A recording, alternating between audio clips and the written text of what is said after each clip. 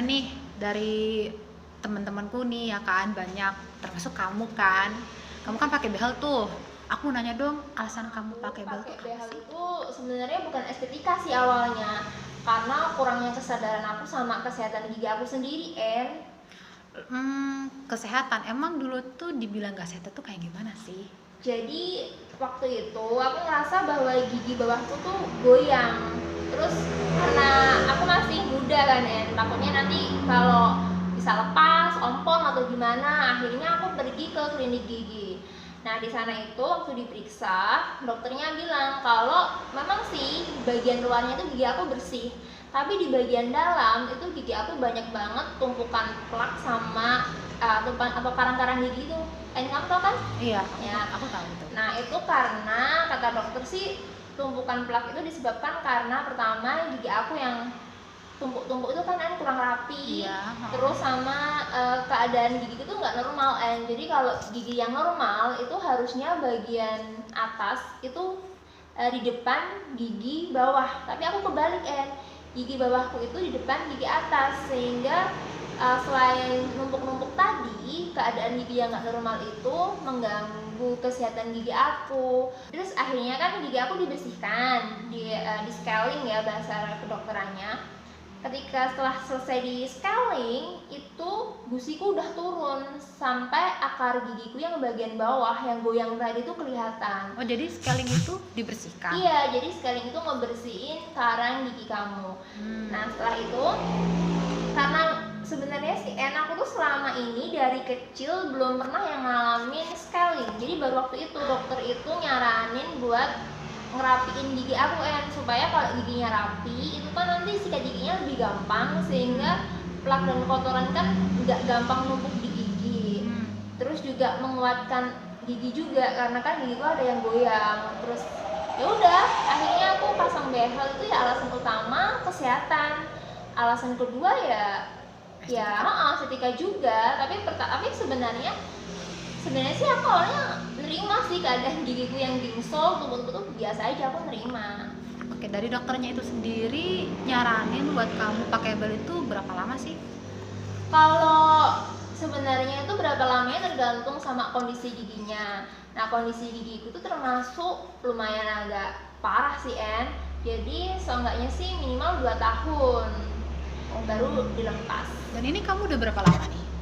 Aku pasang itu April 2018. Sekarang udah Mei 2020, berarti udah 25 bulan. Lumayan juga, lama juga ya. Itu sih udah 2 tahun. 2 tahun lebih sebulan. Iya, betul. Nah, dari lepas behel sih kenapa itu? Nah itu masalahnya, tadi kan aku cerita kalau gusi belakang tuh kan turun sampai akar giginya kelihatan, dan akhirnya gigi bawahku yang ini nih di gambar, Iya, ini Oh itu iya kan itu. goyang. Akhirnya nah ini kan kelihatan kan ada sela-selanya, itu karena gigiku tuh ada yang gusinya tuh turun, jadi ini ada sela-selanya gitu, sampai gigi bawahku tuh goyang. Nah akhirnya kan setelah di behel itu dokter ortodonti atau spesialis behel itu bilang setelah lepas behel aku masih harus jalanin proses pencangkokan gusi itu sama periodontal atau dokter spesialis gusi gitu. Buat apa? Buat ngambil jaringan kulit di langit-langit mulutku, kemudian nanti dicangkok di belakang gigi bawahku yang goyang tadi sebagai pengganti gusi yang hancur karena termakan plak atau karang tadi. Jadi itu si gusi pas dicangkok itu bisa tumbuh? Gusinya itu nanti diganti sama kulit jaringan atas, jadi dicangkok. Gusi itu kalau udah turun dia nggak akan bisa tumbuh lagi, makanya aku harus ngalamin yang namanya pencangkokan gusi lagi. Nah harusnya kan 2 tahun ini kan udah lepas behel, terus aku melakukan pencangkokan gusi.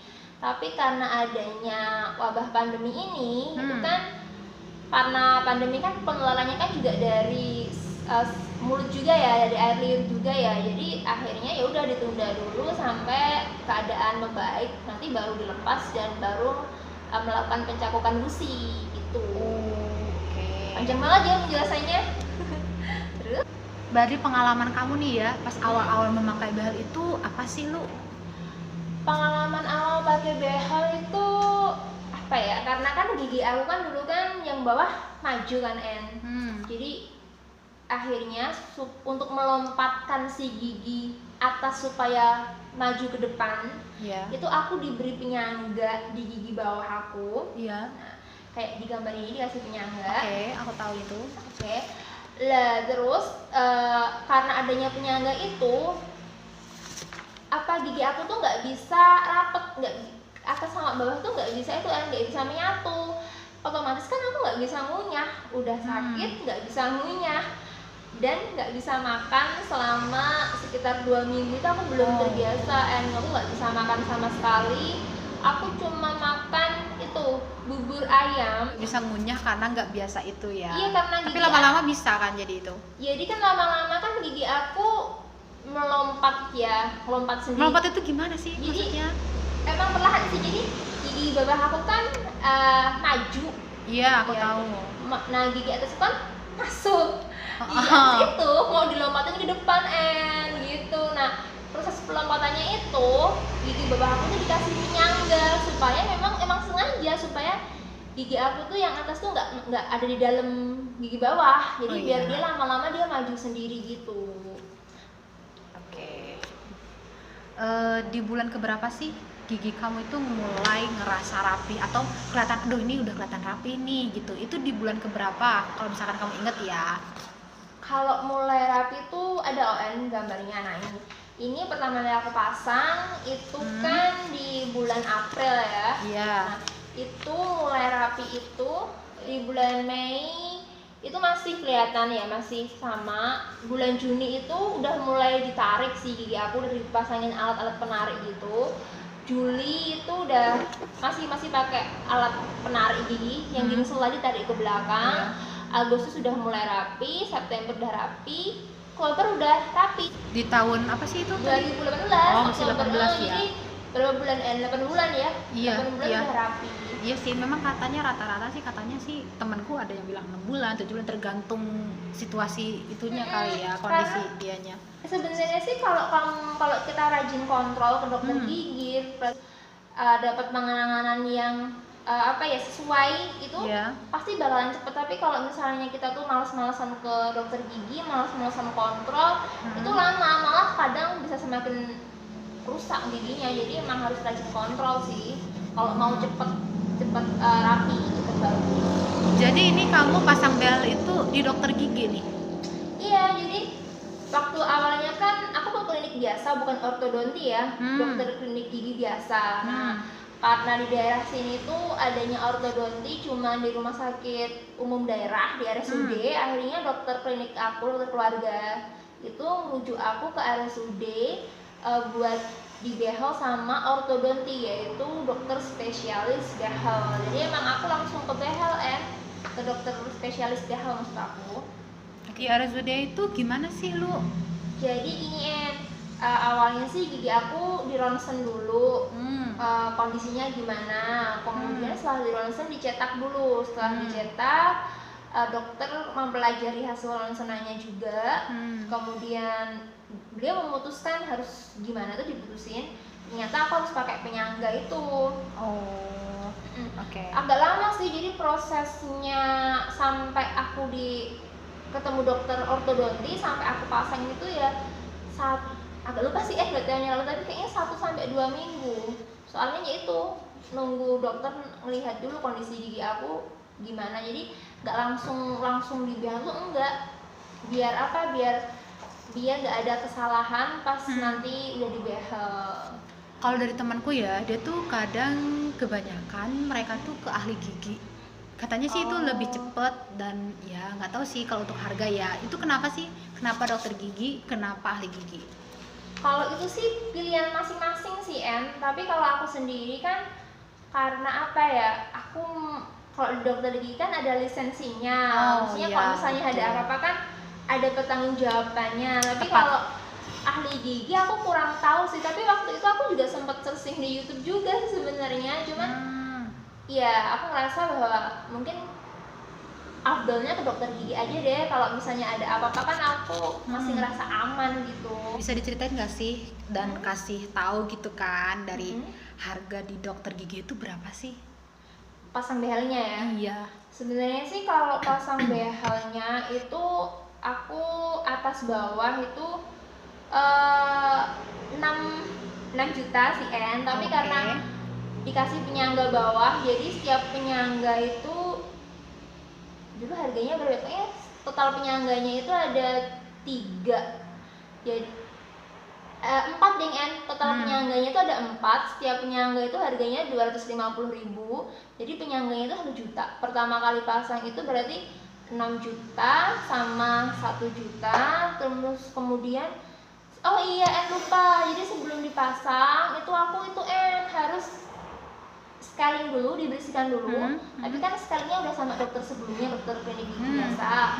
Itu habis 250 semua atas bawah. Kemudian harus ditambal dulu. Sebenarnya sih aku nggak ngerasa bahwa gigiku berlubang ya saat itu ya.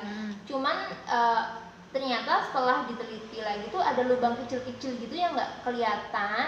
Nah akhirnya waktu itu ada 3 lubang gigi yang nggak kelihatan, ditambal dulu.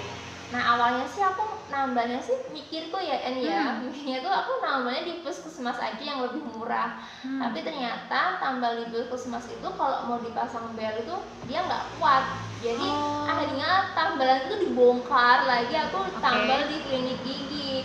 Kalau tambal di klinik gigi itu ya lumayan mahal sih. Kalau di puskesmas kan 50.000 ya.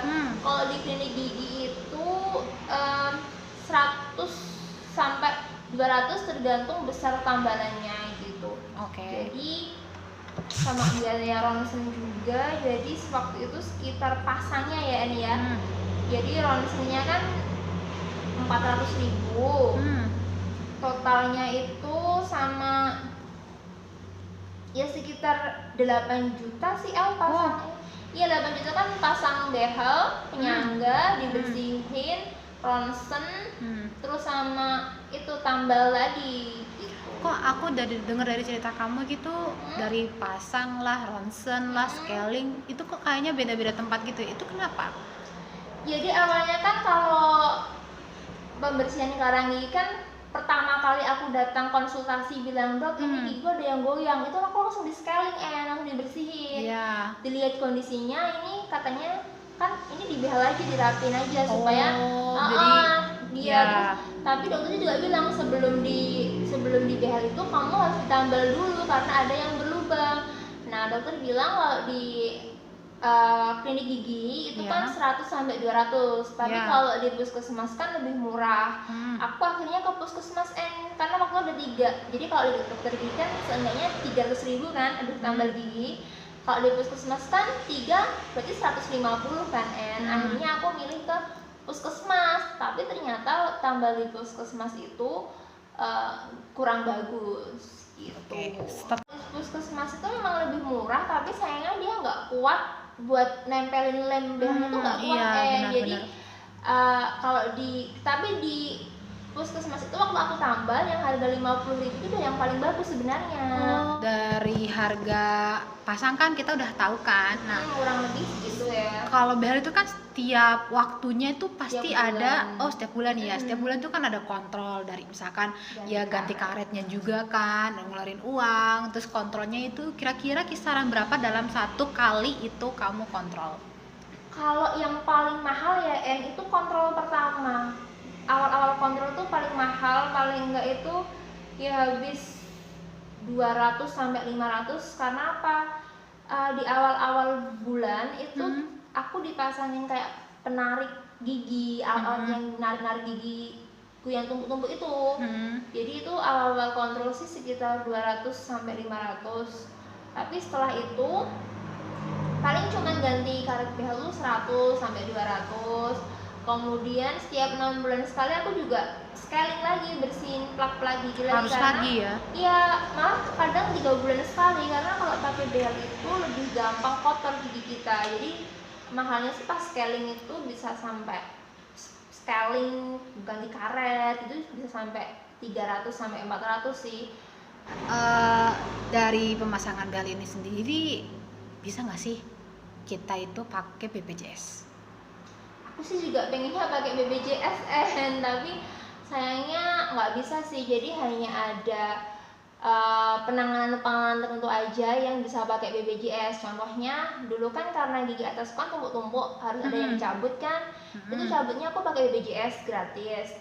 Kemudian itu nanti kan setelah proses pelepasan bel kan aku bakal mengalami pecangkokan gusi, itu juga bisa masuk BPJS. Terus kayak bedah gusi misalnya, ada gigimu yang tutup di belakang, bedah gusi gitu mau nyabut gigi juga, itu bisa pakai BPJS. Tapi kalau behel itu maksudnya dia estetika, walaupun demi kesehatan juga sih aku pakainya kan karena gigi aku kan tumpuk-tumpuk dan goyang. Tapi ya itu maksudnya estetika, jadi nggak bisa pakai BPJS. Tapi sih dulu aku pernah denger si N katanya kalau styling bersihin karang gigi itu masuk BPJS tapi 6 bulan sekali atau gimana. Aku pernah dengar itu sih, coba nanti dicek ya. Udah kejawab nih semua pertanyaan-pertanyaan aku yang aku cukup penasaran gitu kan selama aku lihat teman-teman aku, dan termasuk kamu juga yang hampir setiap hari aku ketemu sama kamu. Makasih ya Lu ya udah ngasih informasinya, cukup bermanfaat sih ya. Mungkin kedepannya aku juga mau pakai kan, karena memang kondisi gigiku kan memang gak rapih toh, tapi belum kepikiran sih buat aku sekarang. Makasih ya Lu. Sama-sama Bye-bye.